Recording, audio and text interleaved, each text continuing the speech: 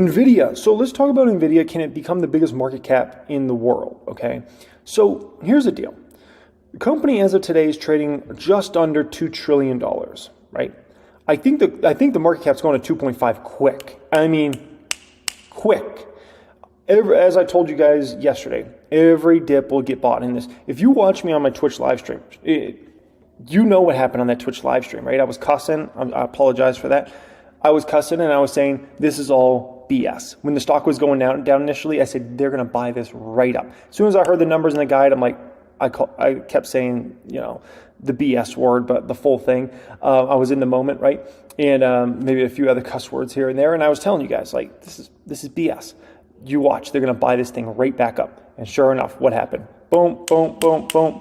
And I told you guys, what did I tell you? I said, if the shorts better watch out. If that goes in at 680 into the earnings, they're in trouble. Where to go in at? Right before the earnings came out, 680. And I told you guys, if this stock's under 800, the shorts are lucky today. It closed, under 800, they're lucky. But it's going to be over 800 very quickly here. $2.5 trillion market cap's like in the bag, and I think that's going to happen quick.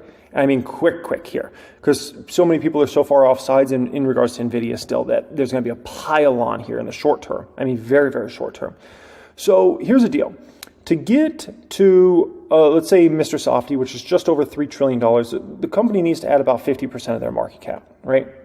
So we're talking about this stock price will need to go to somewhere around $1,250, we can call it, somewhere around there, between $1,200 and $1,300, right?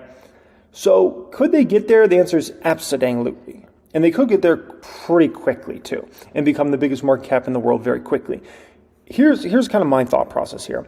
I think Nvidia is likely going to go to 1,000 before even next earnings. Like Gene Munster, I was listening to him earlier, and I was like, dang, even Gene Munster's not bullish enough. He, because now people are starting to talk about $1,000 price targets, and Gene Munster's, yeah, maybe in a year or two, something like that. I'm like, dude, like in a month or two. Like, what are you talking about? Like, this baby's going to 1,000 quick, Gene Munster. Like, what are we doing here, man? Outside of some black swan event that totally tanks the whole market or something like that, this baby goes going to 1,000 quick, like fast. Okay, so even a guy like that, I'm like, holy smokes, he's even way off sides in regards to the situation. It cracked me up.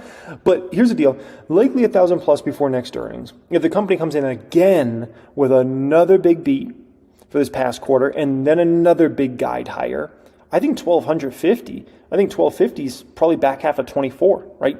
Which would then put it at the biggest market cap in the world.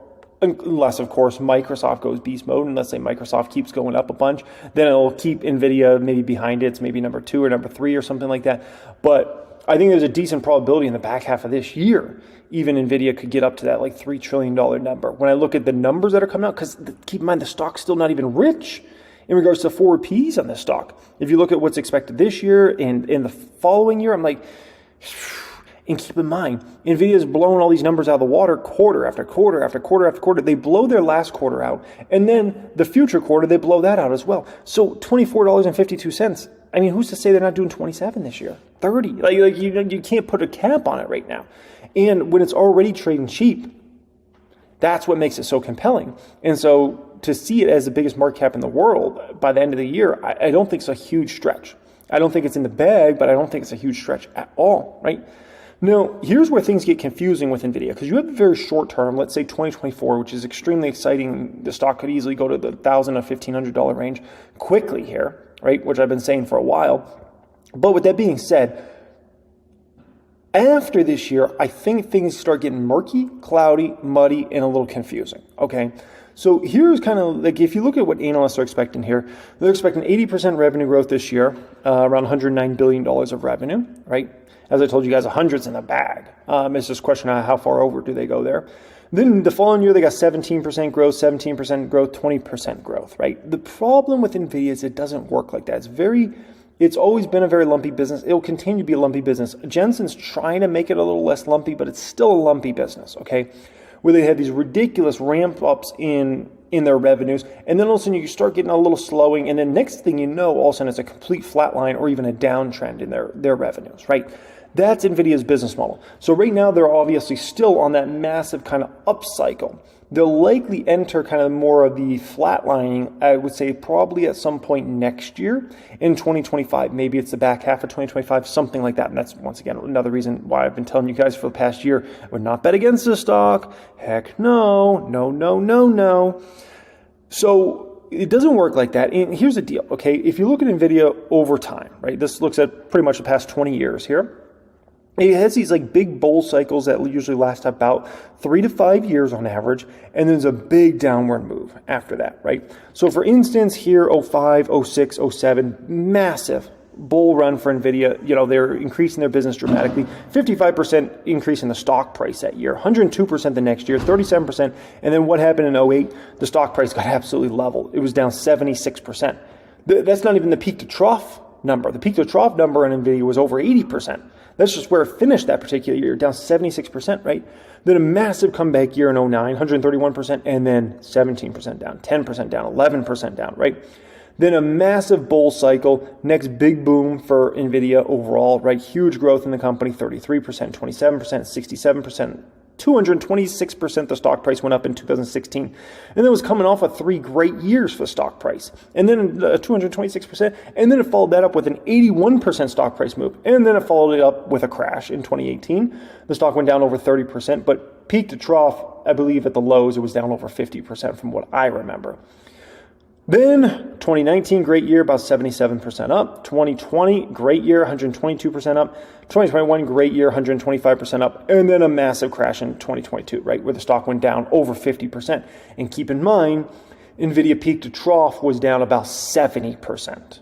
From where it peaked in 2021 versus the lows in 2022 was down about 70%. But the finish out was 50% downside, right?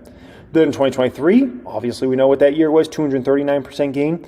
This year will probably be, if I had to throw a guess out there, somewhere between 90% and 150% gain this year. So it would be another huge year likely for the stock outside of some sort of black swan event that takes the whole market down. And, 2025, I think, is a wild card for the stock. And then it's going to have another massive down cycle, right? But that's basically the story in regards to NVIDIA is a 3 to 5 year beast run it goes on, and then an epic pullback, right? Where it's like, holy smokes, like what happened to NVIDIA? They used to be the growth company, and now they're flatlining, or now their revenues are even going negative. It will happen to NVIDIA again. It's just, you gotta let some time play out here. Everybody wants to rush it. They were trying to rush it last year. I'm like, dude, this is year 1 of the bull cycle. And this is a 3 to 5 year bull cycle that NVIDIA is on here. You can't say, oh, it's over when it's year 1. Now we're in year 2. Okay. So I wouldn't say we're quite ready for anything on the downside here. Year 3, you can start to talk. And then year 4, okay, then you might be in. But, dude, people want to rush these things like it's going to end tomorrow. And it's like, no, it's not. We're still in the up cycle here, okay? Very important to understand that, folks. Next one up here. Let's get into NVIDIA a little more, and then we'll get into Rivian. About quarter, sales more than tripled, driven by strong demand for AI chips. Guidance exceeds consensus. This is Jensen Huang on the call last night. This last year, we've seen generative AI really becoming a whole new application space, a whole new way of doing computing, a whole new industry is being formed, and that's driving our growth. We guide 1 quarter at a time, but fundamentally the conditions are excellent for continued growth, calendar 24 to calendar 25 and beyond. Biggest single day market cap move, Jim, beating Meta a few weeks ago. Yeah, it should be up more. I think that what's happened is you realize, as has often been the case with NVIDIA. 100%. I told you guys, if the shorts are lucky, if this stock closes today under 800, because the stock should be $800 today, okay, and it's on its way to 1,000. 2014, that when you see a number, you realize that the stock turned out to be very cheap a year ago. And I think people have to realize, for instance, really some amazing data of when we thought that they were going to earn $20 at the end of the year.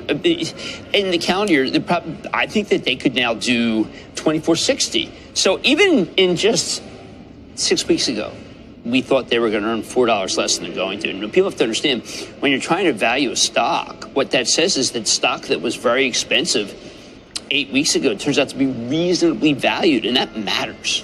So you don't have a problem with Key going to 1,100 or Bernstein going to 1,000 today? No, I think that what Jensen spent a lot of time laying out when he talked about the notion. Remember, we've got two things going on. We have the acceleration computing, and then we have generative AI. What he did was lay out something that people have not been willing to do, which is to say, it's not like the 386, 46 Pentium 2, where the 386 is really obsolete. It's that you can use the H100, the H200, they'll do some new software. There's not going to be a difficult transition. And that was really important because I think a lot of people were worried that there could be a gap, as is the case in a lot of technology. And this is one of the great secular growth stories. Now, remember, he's using trillions. He's basically saying the whole world, everything that we have, which is just general computing, is out of date. So we have to redo everything. If we have to do everything, whether it be auto, you just think, he has said to me over and over again that manufacturing is by far the biggest market in the world. Well, everything that's manufactured will also have to use his chips. Yeah, and that's why the basket of redoing old data centers, building new data centers, huge buckets of demand. These shorter lead times, Jim, is that a sign of cooling demand? No, not at all. It's just that finally they've got Taiwan Semi cooking. These things are very hard to make. They're very big. And one of the things he also talked about is that there are dual uses. So if you're a cloud service provider, you want them for yourself, but you also want them for the cloud. A couple companies that were called out mightily. Meta called out as a monster user of their product. And I thought that was very important because I think people should realize that that's inference. That's why their Instagram ads are so good. Called out Google. Called out ServiceNow twice, saying that they're the ones that have been able to use they've been able to develop generative AI in order to be able to help workflow. The call was magnificent. It was a well-orchestrated call. I'm trying to see 777 over here. So, yeah, I mean, that Nvidia conference call was a who's type conference call where they were just name-dropping big company after big company using their products. Colette Kress, one of my favorite CFOs, she was a little bit more effervescent. She told me that she thought that was not true, but I can detect enthusiasm from anyone. And then Jensen comes in on the Q&A. Jensen was more Stravinsky last night than he was Taylor Swift. 777. There it is. He can be Stravinsky. He can be anything. He can be anything. I want to see he 777 because he may be the smartest man in the world. Well, the stock has certainly replaced Tesla as the name that trades most dollar volume per day. Less erratic. And to your point about the tone last night, this is Jensen Huang talking about growth on the call. Generative AI has kicked off a whole new investment cycle to build the next $1 trillion of infrastructure of AI generation factories. We believe these two trends will drive a doubling of the world's data center infrastructure installed base in the next 5 years and will represent an annual market opportunity in the hundreds of billions. So two core things happened on the... One was on the number side, one was on that conference call. The number side, it's obvious what happened there, right? They destroyed it. It was phenomenal. The numbers were amazing, right? We all know that. But there was something very important that happened on the conference call, okay? And I think it's one of the other reasons, is, just one of many reasons why the stock's about to climb to $1,000 to $1,500 here. Jensen on that call, he laid out the future and how many growth prospects Nvidia has over the coming years. And it was important because a lot of people get in this thought process of it's going to end, they're big numbers that are going to end right now. That's what everybody thought in this quarter. Oh man, if Nvidia's and so this keeps kind of being this thought process about, and probably next quarter it's going to be as well. Oh, maybe this is it for Nvidia's growth and maybe the numbers are going to go down now. And then the next quarter is going to be like that as well. And he laid out how this company grows for years to go in the future, not just the next quarter or something like that. I thought that was really important because I think they gave a lot more investors conviction on kind of the story here, right? Now, he could also be wrong in regards to that growth in the future, but it was important he laid it out that way. Basically saying you've got a couple $1 trillion infrastructure that has to be redone. there's 40 trillion in manufacturing. So arguably everything has to be redone. You have to look at it like he says the general computing, which we think of as Intel, has run out. Moore's law has run out. And so what's happened is that there's no more game. Even talk about how they're depreciating this stuff longer because they won't put any more money in it. This is where the money is. It's 20 times faster, and yet it burns cooler, which is very important to Jensen because he's anti-waste. It was a dazzling call, and I think that there will be people, I call them Luddites. These are people who wanted to destroy the loom in 1811. They descended from Sherwood Forest, Nottinghamshire, and felt that perhaps it's wrong that we have such a powerful loom that wipes out seamstresses. Well, this company is going to wipe them out everywhere. And by the way, one of the most powerful moments was when they talked about sovereign AI, that we can't just have it be in English. Every country in the world, save perhaps China, has to have its own Jensen, its own Nvidia. Yeah, that's the sovereign element has been one of his big doctrines last few weeks. Help viewers understand the impact China had on data center in the quarter. Well, look, I mean, he's been saying over and over, and I was joking about it yesterday, that he's going to say that it's a great degradation. It's going to not go away, but it's going to decline substantially. But the issue there is that everybody wants them. There was a tremendous amount of talk about allocation and how Jensen's going to give them away fairly. So believe me, the Chinese are going to, their product will be sold. Nvidia disputed this with me originally. When I said, listen, can't you mark that product up that would have gone to China? I said, look, Jim, we don't do that. We don't take advantage of any customer and say, listen, China's not used them, we're going to mark them up 20%. One of the things that they spend, they're very close with all their customers. And one of the reasons they're so close is they don't do that stuff.